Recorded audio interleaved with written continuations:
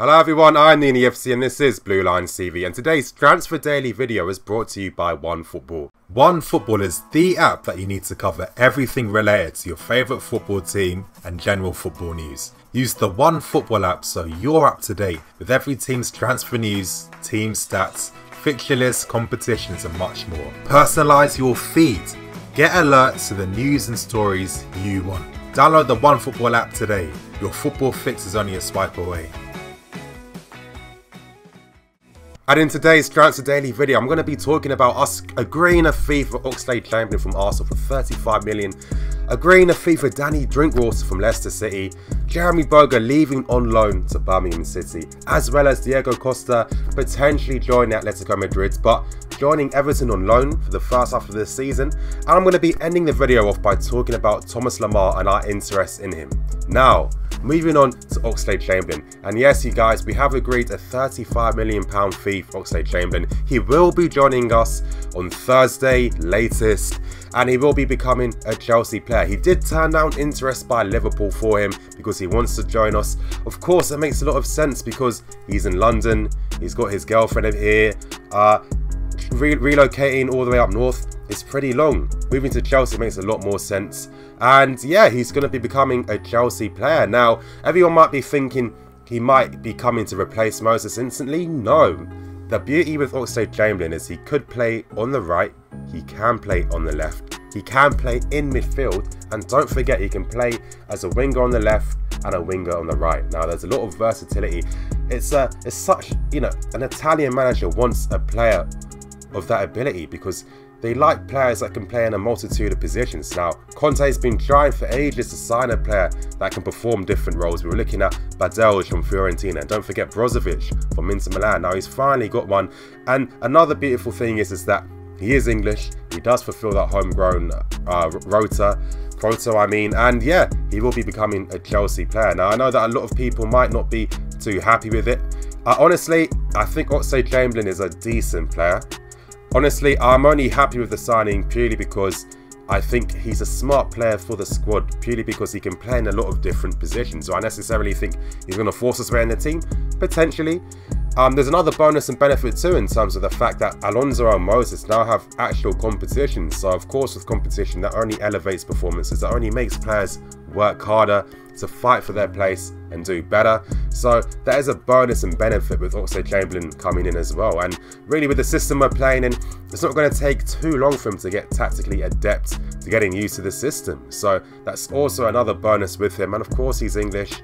Everyone speaks English. It's going to be very easy to assimilate into the squad and get ready playing for us because of course the guy is fully fit. He's already been playing games. At the same time, I will be doing a player review like I did for Alvaro Morata later on during this week, probably in the day he signed, and definitely stay tuned for that because I'm going to be talking about Oxlade Chamberlain's strengths and his weaknesses because I like to give level-headed opinions, and sometimes we just need to have realistic expectations of players. And I know a lot of us haven't really seen him play. You know, obviously I have. I can give you a good insight into what to expect from Alex Oxlade Chamberlain. Now, moving on to the second story. Yes, Danny Drinkwater will be signing for us, and this is happening because Leicester City are close to completing the move for Quadrariak from PSG. He's going to cost them 20 million. They've reduced the alleged fee they wanted of 40 million euros for Danny Drinkwater, so he's going to be coming for 30 million euros. So it's going to be, that's the report, but it's going to be between 25 million to 30 million from what I've been told. Now, there has been an alleged leak on Chelsea's website regarding the signature of Danny Drinkwater. Of course, it could be a troll, but regardless, he will be becoming a Chelsea player. So it looks like our interest in Mahrez and Vardy's now gone because we were only going to sign one of them for Leicester City, as you guys heard in my previous Transfer Daily video. So it looks like Drinkwater is that option that Conte does want for Chelsea. And of course, with Alex Oxlade Chamberlain, we might not need Mahrez now from that point because Conte would feel that he could use Alex there if he had to. So yeah, he looks like Danny Drinkwater will be the second signing. Like I said, you guys, he is very underrated. Now, for Drinkwater, he will be coming as fourth choice. I'm sure he will be fighting to compete for his place into the team.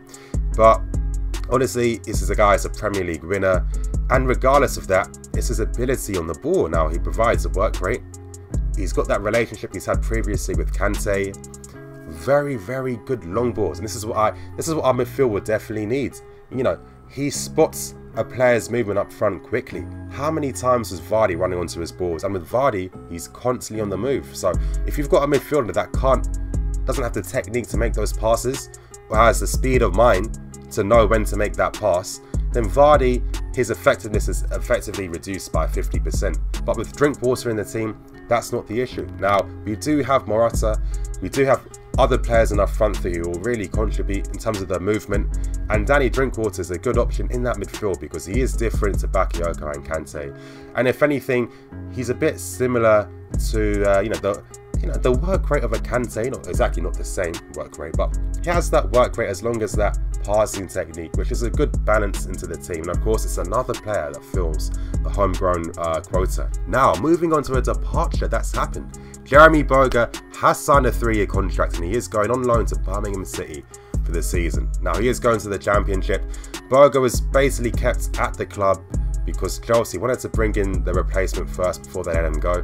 And this is the main reason why he's gone to Birmingham City. Now, of course, Boga didn't really have a chance to really show what he could do. Of course, Cahill made sure that wasn't going to happen. And I'm a bit disappointed that he is going to the Championship. Now, I haven't seen Birmingham City play out that much. I'm going to be doing that now to get an idea of how they play because I'm curious to see how Boga's going to play for them. Redknapp isn't the most tactically adept manager, and I have a feeling he likes to play more of an old school style type of football with wingers, wingers that will carry the ball from deep. I think Boga, to me, this guy's a playmaker. He's a number 10. He's been doing that all his career for the Chelsea youth team, and to me, he has been the best youth player in the academy that I've seen. And it's a shame that with some of his low moves, going to Rennes, he's been played as a striker, going to Granada where he's isolated as a winger on the left. I'm not too sure how Redknapp's going to use him. I'm praying that he uses him behind the striker, but I'm not too sure. But if anything, Boga probably did have to leave because he needs to get that consistent game time. Now, I care about the quality of game time, but will he get quality of game time at Birmingham City? Because he's guaranteed to play, but then it's like, this is the issue he's had with Granada last season. The players around him just didn't complement his style. And, it just didn't work out for him, really. Especially when Granada were focusing on his defensive work rate and nothing that he could do with the ball. So it'll be interesting to see what can happen with Birmingham. Of course, Redknapp does like to play attacking football. Birmingham City are using a lot of young players in their team. So I think, if anything, if Redknapp uses him correctly, then I think Birmingham City have a massive chance of actually reaching promotion this year. And anyway, good luck to Jeremy. It is a shame that he was kept at the club for so long, because this is the main reason why even clubs wanted to come in for him for 10 million, because that was his transfer fee the club would have accepted.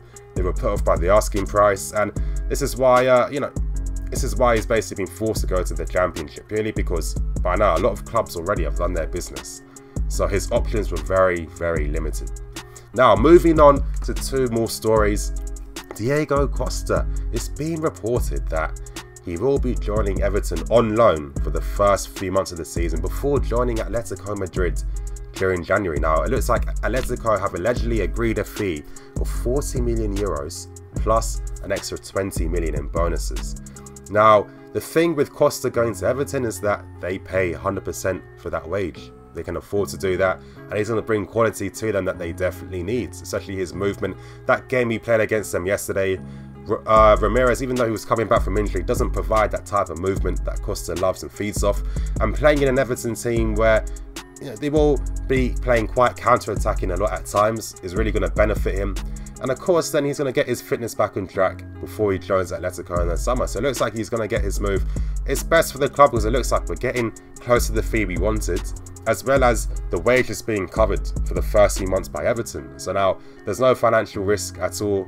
And it looks like Costa's got his move and we can finally move on from this saga. Now, to end the transfer daily, it's been reported. Now, let's not go serious with this because it's nothing concrete.